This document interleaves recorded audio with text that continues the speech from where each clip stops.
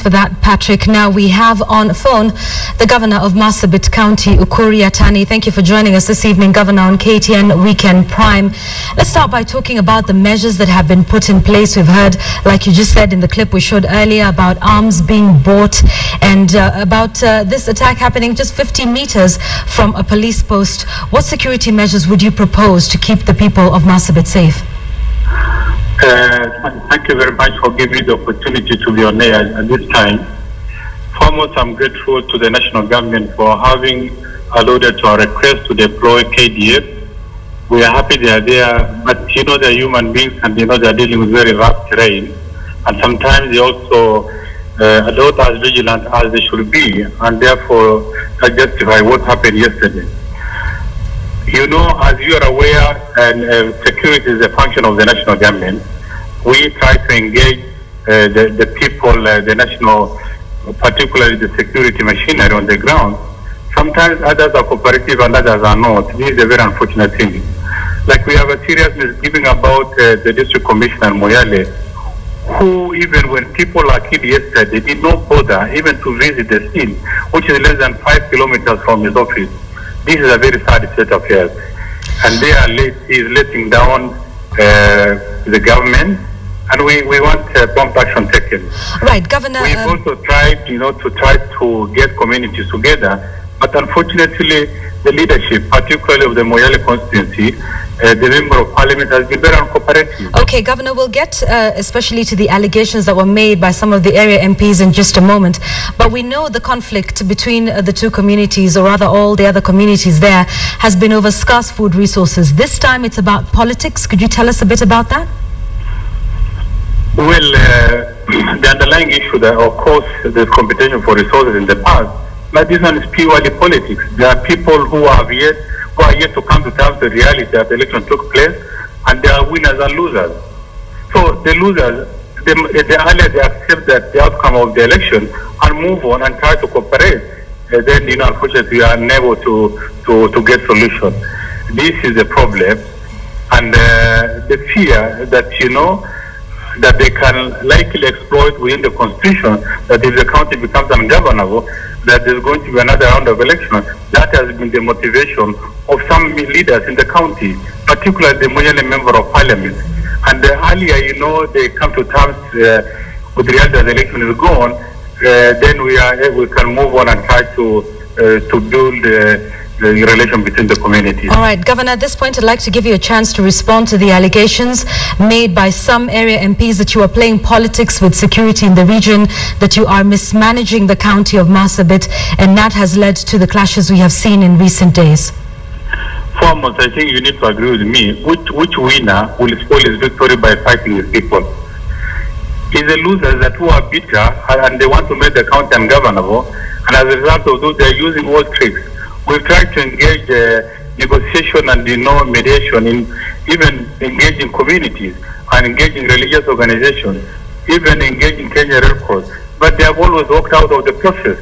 So we are likely to get solution with some leaders, because the ultimate goal is to try to bring down the county government so that they will have an opportunity, and it's something that we are not prepared. The county, the function of the of security is for the national government.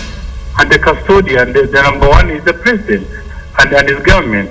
I don't control the police. I don't control the provincial, what used to the provincial administration. And therefore, they should direct, their complaints where it belongs. If a member of parliament for Moyale has not been in the constituency for more than 3 months, and we have lost so many lives, we have lost so many homes have been torn. What are you talking about? Okay, all right, finally. The whole of 2-3 weeks, we've been organizing humanitarian efforts. The county contributed 10 million to purchase food for its people. And we are also able to organize resources, particularly food, from World Food Program and the Kenya Red Cross. Governor, we're running out of time. I'm sorry, I have to cut you off. We're running out of time. Just one last question, if you can answer this really quickly. What, in your opinion, is the solution to the conflict there? KDF have been present, and we still see some very daring attacks taking place in Moyale. Would you tell us, in your opinion, what you think the solution would be? The political problem, I think, the national government should be very firm and should deal with the leaders who are inciting people. We know them. They must be dealt with. Number two, there is a remnant of Oromo Liberation Front operating in that region and causing mayhem, killing people, destroying lives, burning houses. What are they doing in Kenyan soil? Ethiopia is a friendly country. Why are we hosting Oromo Liberation Front in that part of the country? Whose interests are they serving? We need to come to the bottom of this. Unless we flush them out, then we are likely to get solutions. The problem of Moyale and Marsabit County dates back to almost 15 years. We lost the entire members of parliament for that county some time back. How come that by then I wasn't the governor? And the current leaders are not there in position. How come that we've not been able to find solutions? Okay. We keep on seeing this recurring of this conflict over and over again. All right. We must flush out all left, and we must arrest leaders who are inciting people. All right. Thank you very much for your time this evening, Governor Ukur Yatani, Governor of Marsabit County, speaking to us on the crisis going on there. And let's just give you some perspective on that. Now, historically, the two communities, that is the Borana and the Gabra, living in both Kenya and Ethiopia, have fought over resources such as pasture and water for their livestock. Now, the two communities, which incidentally speak the same language, have been embroiled in ceaseless conflict caused by sharing of the scarce resources in the northern Kenya region.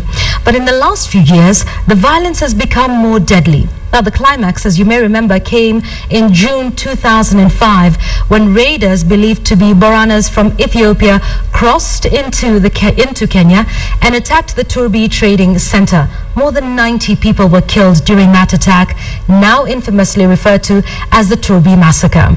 Now, since then, not a month goes by without reports of killings and gun battles in the area, and this has severely hampered development there. In the last 6 months of 2013, the conflict saw more than 800 households displaced and several houses torched. Let's now take a look at some of the serious cases of violence in the area that took place last year. That's 2013.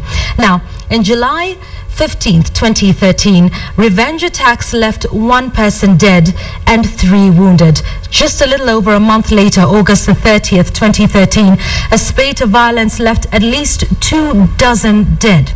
A month later, September the 2nd, 2013, 38,000 people from 6,381 households were displaced. This affected education. All 32 primary and secondary schools remained closed as both teachers and students remained displaced, many of them too afraid to return home for fear of renewed attacks. Fast forward to December the 4th, 2013, armed militia attacked 3 vehicles. At least 3 people were seriously injured in that attack and admitted to Moyale District Hospital. The town was cut off from the rest of the country and transport came to a standstill. The conflict then had been going on for about 8 days, and during that time, 8 people, including an administration police officer, suffered bullet wounds and goods worth millions of shillings were looted in fierce gun battles that rocked Holale and Sololo areas in the outskirts of Moyale town. Now, in mid-December, 2 leaders from the region, Area MP Roba Duba and Golicha Galgalo Guyo, who's the Butia County representative, were charged in court for uttering words intended to cause violence among the communities there. Their case is coming up for mention on the 17th of this month. Now, as soon as the new year began, the conflict began afresh. Yesterday, January the 4th, 4 people were killed and wounded in fresh attacks. 11 camels were killed and 29 others injured when a group of herders from the Gabra community was ambushed at a watering point yesterday afternoon. That's a brief timeline of just everything that's been happening. Obviously, that's just over the last year. This is conflict that has been going on for a number of months. Let's move on.